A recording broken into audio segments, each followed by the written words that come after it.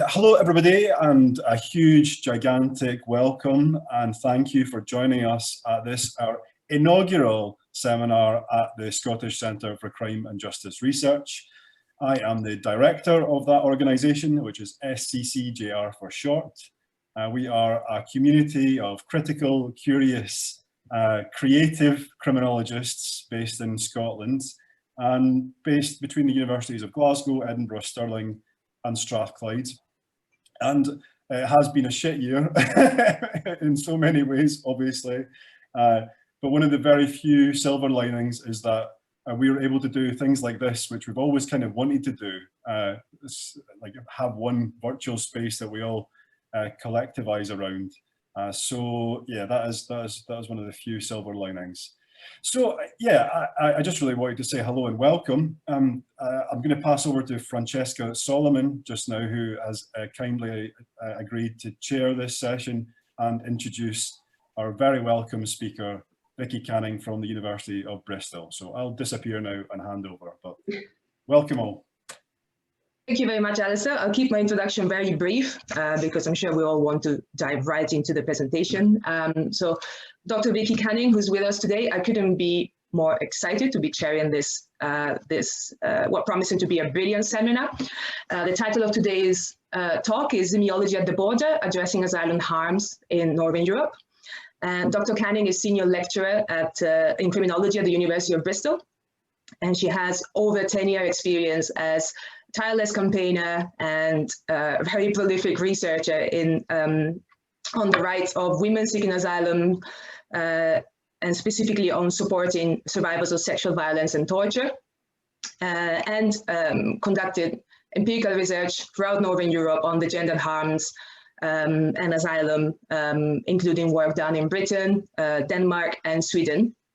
And Dr. Canning is also co-coordinator of the European Group for the Study of Deviance and Social Control, a trustee, a State Watch, co-creator of the Right to Remain Asylum Navigation Board, and is soon to be published with Professor Steve Toombs, a book called From Social Harm to Zemiology, a critical introduction, which as far as we know is going to be the first pedagogic book on zemiology for students. So Dr. Canning is going to speak for about 30 minutes, and then we will open the floor to questions.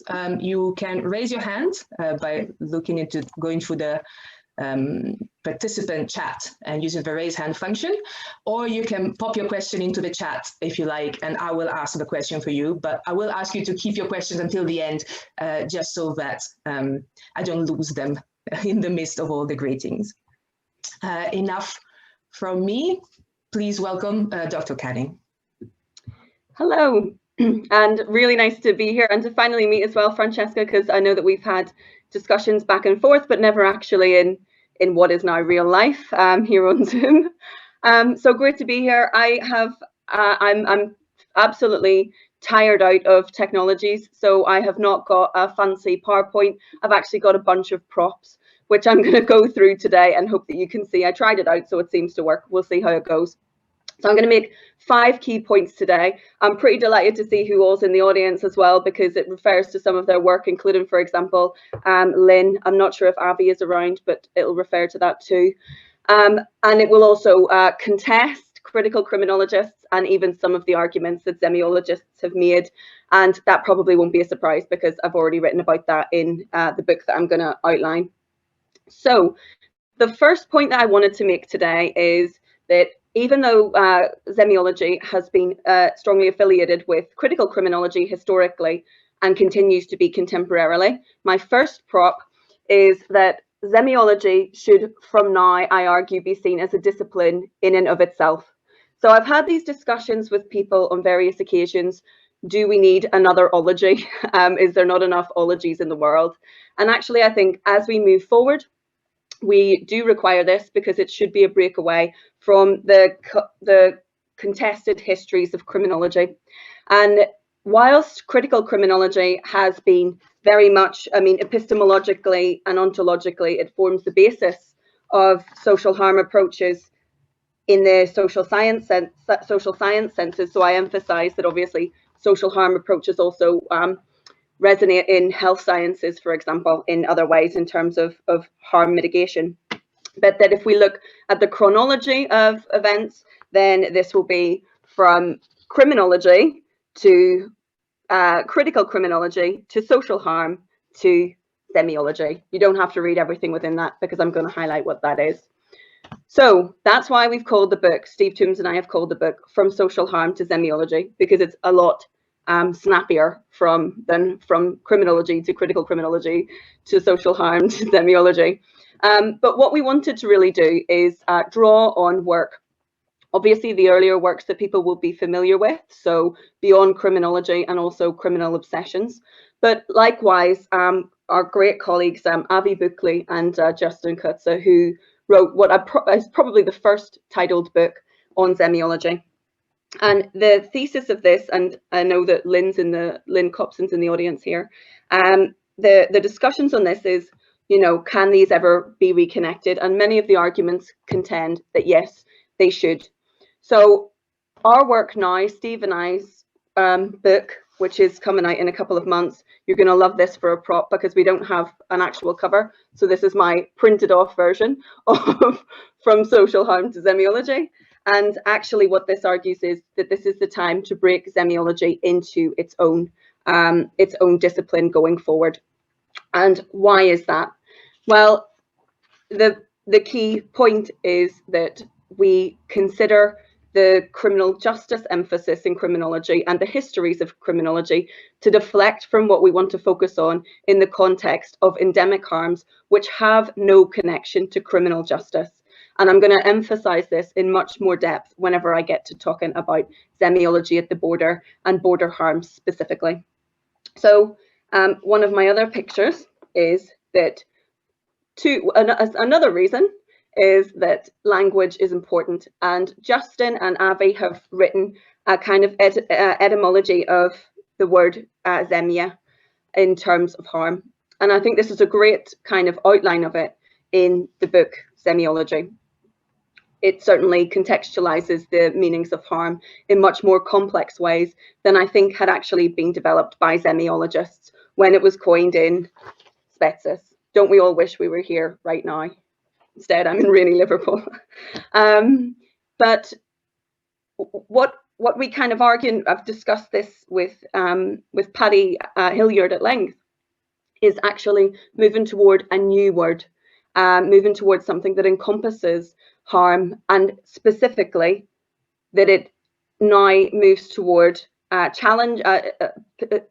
centralizing positionality, and that we argue semiology is not a discipline for the myth of value neutrality. So semiology, rather than the histories of focusing on of interventions in criminal justice or criminalization, these are important and they belong in criminology. But what we want to think about is endemic and structural forms of violence and harm that are much more embedded in the everyday in ways similar to Simon Pemberton's work on harmful societies. So how we draw in, for example, you know, the history of or the sort of socio-economies of states and societies and nations. So this is what we want to focus on going forward. And again, I emphasize that there is a place for criminology when something relates to the transgressions of laws and not just norms and social control. So this brings me to the third point, and this will be the more substantive element of my overall presentation, which is semiology at the border. And when I started working years ago, I think it was 2008, 2007, in relation to conflict-related survivors of conflict-related violence, torture and persecution. Moving into kind of a criminology role, especially in around 2010, started to realize that, sure, critical criminology gives us analytical tools for what we can see, but actually many of the harms that are embedded in people's everyday lives are not reflective of anything that relates to crime. So when I say that language is important, it's important in recognizing what zemia means and the etymology of this, but it's also important in recognizing that criminology becomes all-encompassing for all forms of social control or harms. And those harms which I will go into, relate much more to the earlier works of Hilliard and Toombs, and then later works by Pemberton, and also later Christina Pantazis. So Zemiology at the border, and this is in two contexts. The first context is the deliberate infliction of harm, which I have called elsewhere. So the deliberate infliction of harm and harms of omissions. And these are incredibly difficult to actually highlight, and always in social science conferences or criminology conferences, especially if lawyers are around, they say, how can you tell that something is deliberate? And the tools that we would use, so you mentioned the Asylum Navigation Board. I do have a lot of props here. The Asylum Navigation Board. So Lisa Matthews at Right to Remain and myself and Calvert's put this together in 2018, and we have an online version which people can access freely. But if we take a look at how something is designed, when we were putting this together, we had to think, well, how is this system designed from when you apply for asylum in the UK to the outcomes? So whether those outcomes are rejection, deportation, granting of leave to remain, for example, what are these paths on the way? So for those of you who haven't seen it before, if poor Sanya is here, she'll have seen this about 50 times. But so we can kind of see that we have from entering to applying for asylum to claiming asylum, screening, interview, and then we get to these areas, dispersal and substantive interview. And this is whenever it becomes incredibly complex. And these complexities are not accidental, they are designed. And we know that they're designed because we can read them in discourse analyses of policy. We can read them in media analyses. I really like John Burnett wrote a report called Racist Violence and the Brexit State in about 2017. And I think it's really important to do something like this, to map out discourse from politicians, from media, etc., and start to think, well, what are the objectives of what is happening here? What are the harms of omission? So whenever, for example, we don't respond to poverty by counteracting poverty with equalizing wealth, for example. But then some of these are deliberate. I've just seen as well that my colleague Annika Lindberg has entered into the room, so she will be very familiar with what I would term as deliberate infliction. And I think the Danish context of this in asylum centres and deportation centres, where I spent a lot of time over my last project, was designed around enhanced motivation techniques. So enhanced motivation techniques were to motivate people to leave. And so we've got a very kind of deliberate way of highlighting this here. By motivating people to leave, that is taking away the ability to do things, to travel, deliberately developing asylum centres or situating asylum centres in the middle of nowhere, which I called in a chapter on agnotology, orchestrated invisibility. So this is orchestrated invisibility. It's not accidental invisibility. Therefore, it is a case of out of sight, out of mind. And the harms that came through of these systems, and later the deportation centre, Sjælsmark is in Denmark. These are kind of a triangle of controls. So you've got three centres very close to each other. You've got the entry centre, Sandholm, you've got the deportation centre, Sjælsmark, and then you've got the closed immigration detention centre, Ellebæk. And I did research in all three of these. But beyond that is the asylum centre, and this is where people live. And some of the women that I stayed with or spent a lot of time with had been there for incredibly long periods of time, 2 years, 3 years, 4 years, living in the middle of nowhere in the beautiful Danish countryside, but with no capacity to really engage with society elsewhere. Now, the implications of this, which I've written about in some depth in a number of journal articles, which if you want to send around to people who are attending, feel free, I can send those on afterward. These were so harmful, like people didn't want to engage in conversation with other people sometimes because you didn't know if you were going to be deported.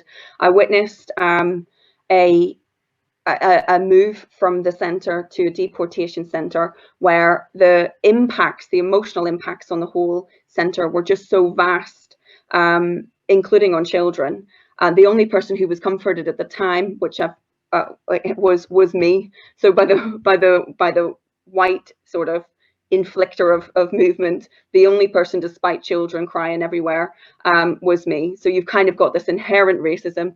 I would also argue that centres, including deportation and detention centres, we have to recognise them as inherently racist. They are based on nation states. They are based on neo-colonialism. But the harms they inflict take a lot of time to see in the context of ethnographic work. There's also a developing anthropological Zemiology at the minute. I'm not sure if you're aware of, at the University of Copenhagen, that we've been working on with Henrik V. But there are 4 stages of this that I want to highlight, and that is, these are all journal articles that are interconnected, that kind of highlight these in different ways. So the first is degradation by design, and this is whenever I say that these systems are designed to be complicated, to make it more difficult, and to make it easier to remove people. I say degradation by design in place of hostile environments, because hostile environment sounds organic. It sounds like something that just exists. We actually need to recognize that a lot of work goes into facilitating the complexities of these systems that make it easier to keep racialized bodies away from general societies. This includes also in poorer dispersal zones in the UK, as an example. Obviously, a lot of my work is based here in Merseyside. The second of this brings me to corrosive control. And corrosive control, to put what is a bit of a complex concept into an easy word, it draws together coercion, and these are coercive practices. There are coercive practices that are incredibly problematic in, for example, women's homes, where they are under the extra surveillance control of, for example, third-party corporate housing officers. This makes people feel incredibly unsafe. Also, it reduces autonomy. So I would also put this toward an autonomy harm. But I use the term corrosive control to also think about corrosion over time, and also knowing how to avoid corrosion over time, also knowing how to enable corrosion over time. So if we take, for example, if you take a bicycle and you put it outside in the rain, we know that it's going to be okay today. It's going to be okay possibly next week. If we leave this here for 6 months, especially in this country, 6 months, 1 year, 2 years, we're going to have serious problems with the mechanisms of the bike. And I use this as a kind of example of stripping down, of deliberately allowing for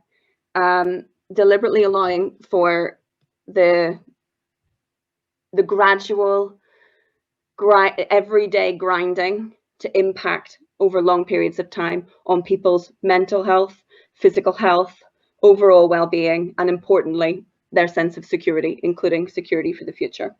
So this then embeds in bureaucratized banality, and this bureaucratized banality is incredibly complex for people to get through for reasons that relate to, for example, language, online access.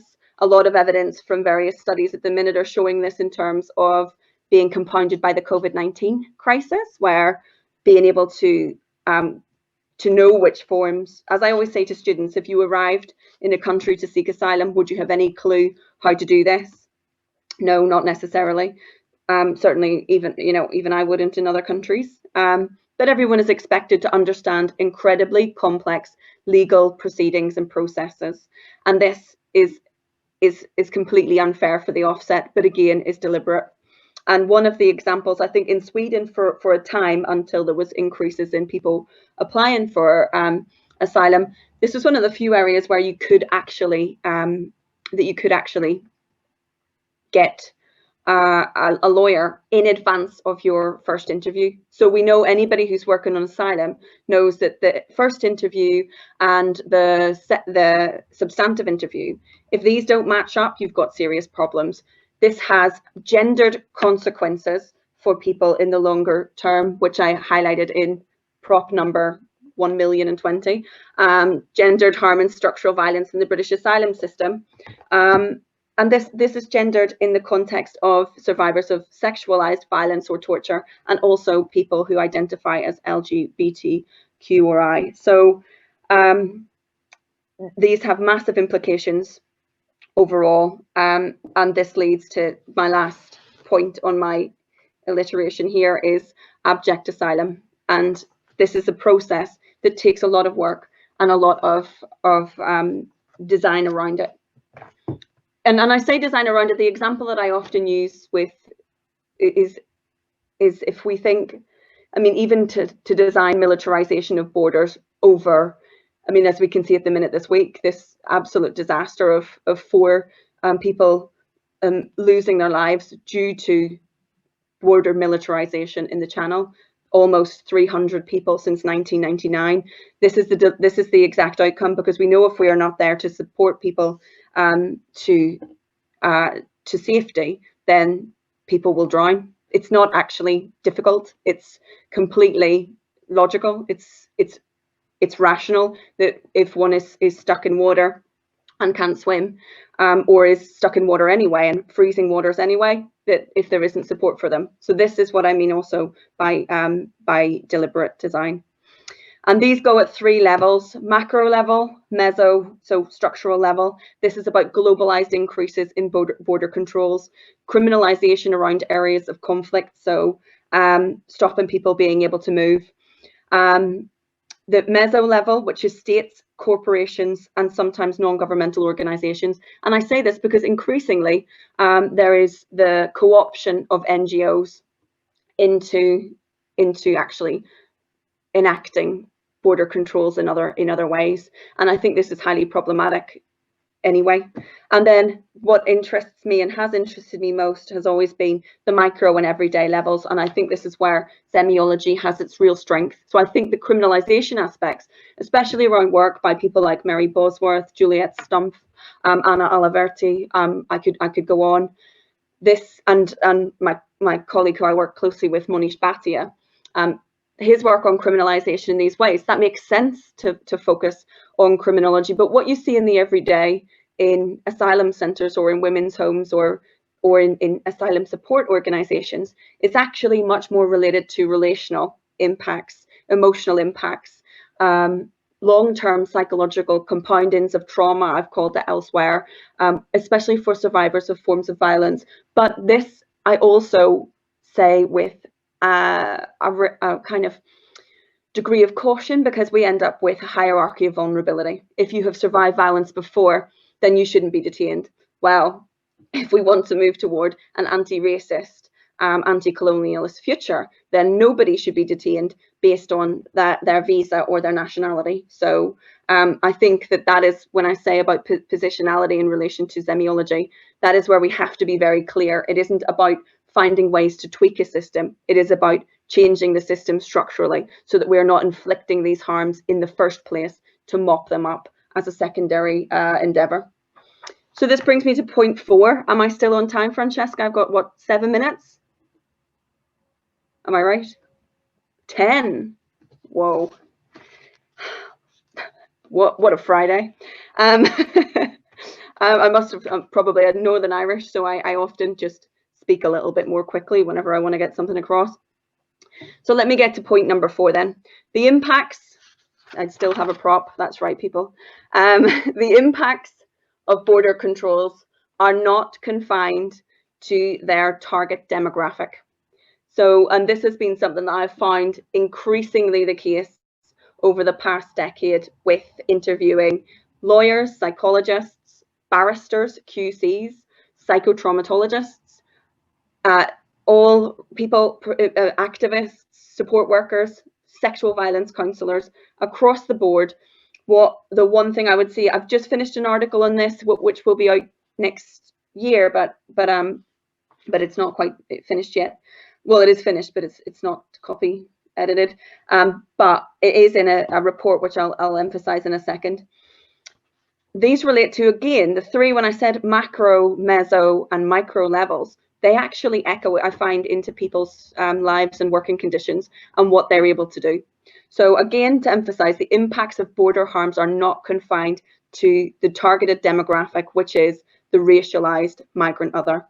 But I'm going to just read some examples of this. Things that relate to top level or macro level decisions. So here's a coordinator at an international refugee NGO in Sweden. I try to help people, but there's no way of helping them. The laws are making things impossible. We can't help people reunite. So in Sweden, they were reducing the family reunification at this time. We can't help people get proper protection. They were reducing the length of time people could have protection. We can't help people. We can't help people. We can't even help them to be allowed to beg. So this was the point in the Skåne region of Sweden where they were criminalizing begging. To have money to eat for the day, everything is getting harsher. I don't know what to do about it anymore. I'm sad every day. So this is also the emotional harms and implications that people who are working to support people in this capacity are feeling. Then at an institutional level, let's get to a barrister, actually a QC in Britain. The people who have to support and advise generally are burnt out. It's the only way I describe everybody, and demoralized. And really interestingly, the term demoralized came through quite consistently, regardless of what people were working in. And then another barrister, let's think of the individual impacts of these border controls. Another barrister, I find it quite hard, find it quite demoralizing. It's really hard not to take personally. And also, a psychologist in Sweden specializing in trauma and psychotraumatology, I'm becoming more hopeless and powerless. I have feelings of whatever I do is not enough. And as a researcher, what I find interesting with this is I wasn't asking people about the impacts on them. This was coming through from how they were feeling and the kinds of implications that these borders have, this degradation by design on the people that they are working to support or even working in a legal capacity with. So I think that we have to recognize that the end to border harms is actually to mitigate and eradicate harms in broader society, not just for the groups on which border harms are directed. And that is, again, I say, the racialized othered migrant. So this brings me to my concluding point, and that is that if harms can be created, then harms can be uncreated. We can undo what has been done when we recognize that it's been built in deliberately. So ultimately, in enacting activist semiology, we should emphasize harm mitigation and eradication. Reduction is important, and this is something that's been inherent to criminology and critical criminology.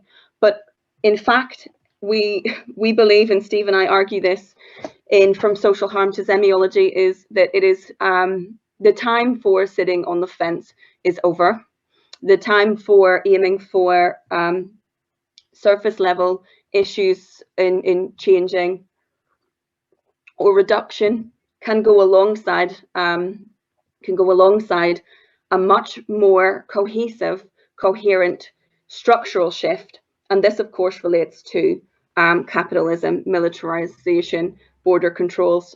Colleagues of ours like Vincenzo Ruggiero and David White and Anna Alvasalo, they've all discussed this in some depth. So I'm going to leave with the last paragraph of our new book. And again, I'm sorry that I have nothing more than a little printed out copy so far, but it will be with people in like January or February. But what we want to emphasize, and this is from Steve Toombs and I, is the last paragraph of the book, and that is that thinking and achieving post-capitalism, and of course, harm mitigation and eradication, it will not be done through the criminal justice system, nor the state, nor through its constituent institutions. It will not be done by academics called Zemiologists, nor will it be done by them and unspecified activists that are out there or beyond academia. It will be a collective, participatory, imaginative enterprise. Zemiology, however, can at least be part of a problem, or part of a solution rather than part of the problem. An academic activity where it is not just possible, but in fact necessary to be part of the struggle for social justice. So I will leave that there. I'm going to leave the last word to Alistair. well, I don't know about the last word, but I mean, it's just really to say a massive thank you to you, Vicky, for your amazing, like super stimulating, provocative, passionate talk here this afternoon. It's like on these freezing cold days, I feel kind of warmed by the fact that we've always all managed to come together and think and talk in this way. I guess, yeah, a few thank yous also to Francesca for your fantastic chairing, to Louise Brangan, who's been coordinating this series, and to Rachel Cabane, who made this all happen with Zoom and the other tech. And just thank you to everybody else for joining us, as Vicky said. This is the first of these new lecture and seminar series. The next one will be in 2 weeks' time. And it will be a book launch by the fantastic Cara Jardine of the University of Strathclyde, launching her book on families, imprisonment and legitimacy. And we have respondents Laura Piacentini, who's here, and Rachel Condry from the University of Oxford. So hopefully you can join us then. There'll be information put out on Twitter and our mailing lists in due course. But that is for the future. But for now, let's maybe we can unmute ourselves and give Vicky a proper round of applause for what was a totally fantastic talk.